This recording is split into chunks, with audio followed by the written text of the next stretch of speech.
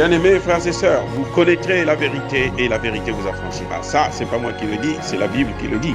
Mais moi, je vous dis mieux. Vous connaîtrez la vérité historique, notamment celle de vos ancêtres kémites, et vous aurez une vision globale de ce que c'est que la vraie souveraineté politique. J'ajoute, vous reviendrez à la spiritualité africaine ancestrale et vous comprendrez les enjeux de l'indépendance économique. Et pour terminer, vous accepterez votre identité culturelle kémite et vous obtiendrez deux choses. La première, c'est la paix. La seconde, c'est le développement, à une condition. L'unité de toute l'Afrique noire, l'unité de tous les Noirs du monde entier. Otep à tous. Le président américain se trouve en Pologne.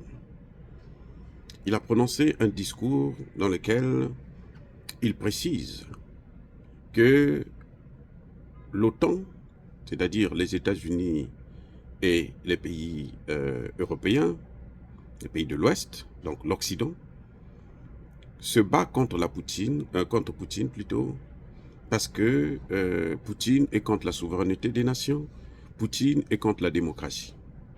Eux, ce sont des souverainistes, ce sont des démocrates qui veulent la paix dans le monde, qui ne veulent pas un monde qui est gouverné par la peur et par la force. Ce sont ces éléments-là que je voudrais essayer d'analyser très rapidement.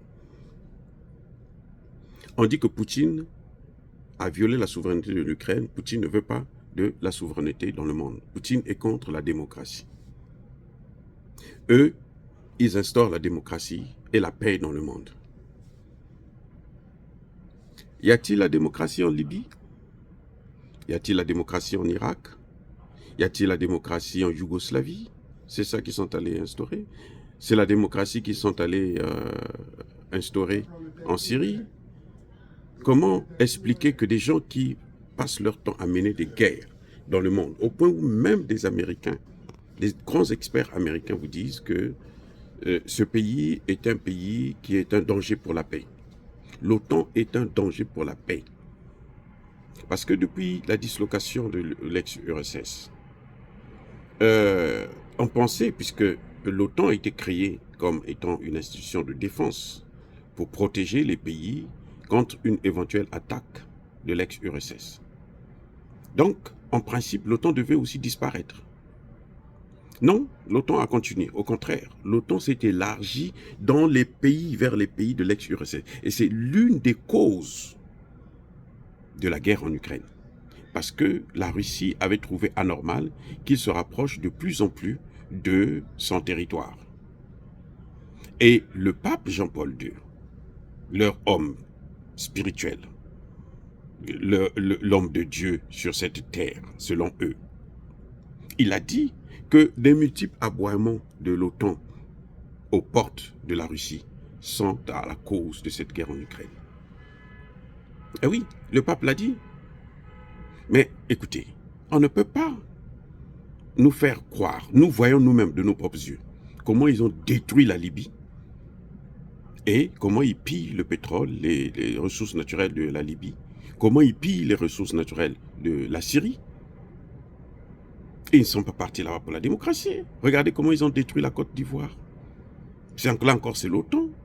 C'est bien l'ambassadeur de France et l'ambassadeur des États-Unis qui ont kidnappé le responsable du scrutin présidentiel en 2010 en Côte d'Ivoire pour l'amener dans un hôtel et l'obliger à prononcer les résultats en faveur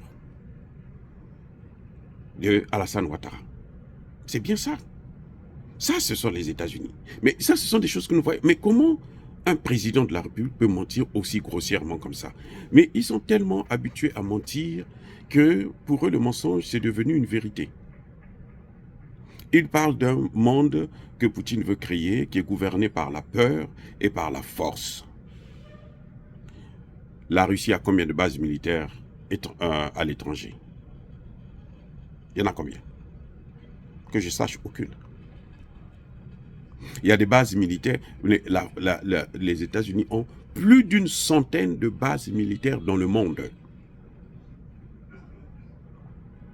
Maintenant, Ils sont en train d'envahir l'Afrique. Ils ont instauré une base militaire. Ça, c'est américaine seulement.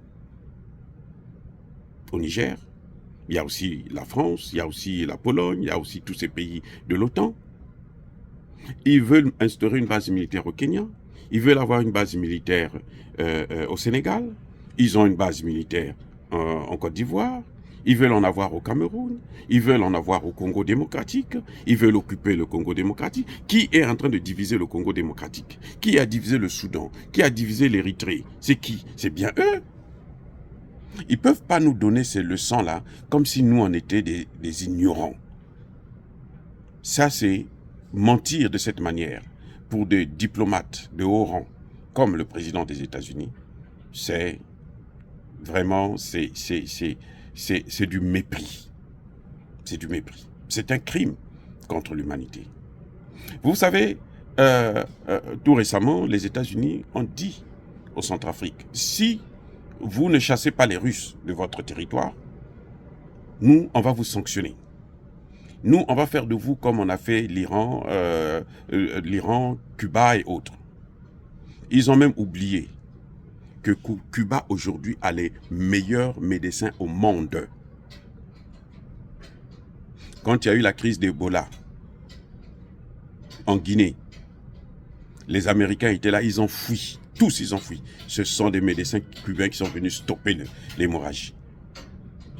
Quand il y a eu le Covid en Italie, ce sont des médecins cubains qui sont venus sauver les Italiens. Et pourtant, ils sont sous embargo. L'embargo, pour eux, c'est devenu un instrument de guerre contre les pays qui ne s'alignent pas, qui ne s'agenouillent pas à leur politique. Est-ce que c'est ça la démocratie? Le droit des peuples à disposer d'eux-mêmes? On leur interdit d'avoir des partenaires. C'est à eux de choisir les partenaires des populations entières. Quand ils disent que vous ne devrez pas parler avec telle personne, leurs ennemis doivent être nos ennemis, leurs amis doivent être nos amis, et ils nous ont pris en esclavage pendant plus de 600 ans maintenant. Esclavage, colonisation, néocolonisation, recolonisation. 600 ans. Mais de quoi parle-t-on? Ça, pour nous les Africains, je comprends qu'ils ont la haine contre Poutine. Mais quand on fait un discours comme ça, pour un président des États-Unis, qui est écouté par le monde entier, pour nous Africains, on trouve que c'est du mépris. C'est comme si on se moquait de nous. C'est comme si on nous insultait. Et ça, ce n'est pas normal. On ne peut plus tolérer ça. Ils font du chantage ici, ils font du chantage là. Ce n'est pas ça. C'est incroyable. Dire cela, c'est inciter à la haine ou à la violence. Non. Les Américains ne savent pas ce que c'est que la démocratie. Il n'y a pas la démocratie chez eux. Il n'y en a pas. Ça, ce n'est pas la démocratie. Le mensonge, ce n'est pas la démocratie. L'empire du mensonge n'est pas un empire démocratique. Eh oui. Vous devrez le savoir. Africains, vous devrez le savoir, vous devrez comprendre cela et agir en conséquence. On n'est plus aux années 1900 et quelques où nous, on n'avait pas la possibilité de vous informer. Maintenant, vous avez l'information à temps réel. Maintenant, qu'est-ce que j'allais dire aussi?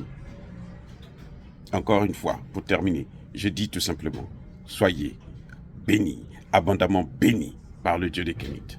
Mais que tous ceux qui persécutent le continent africain, tous ceux qui persécutent, nous pillent, nous déstabilisent, qu'ils soient noirs ou qu'ils soient blancs, qu'ils soient maudits, punis, foudroyés, neutralisés par le Dieu des Kémites et par nos ancêtres angélisés.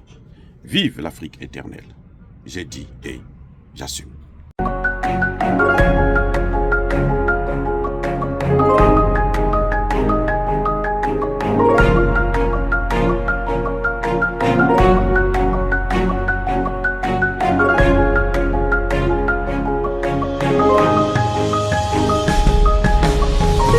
Eux, ils marchent par la foi et non par la vue.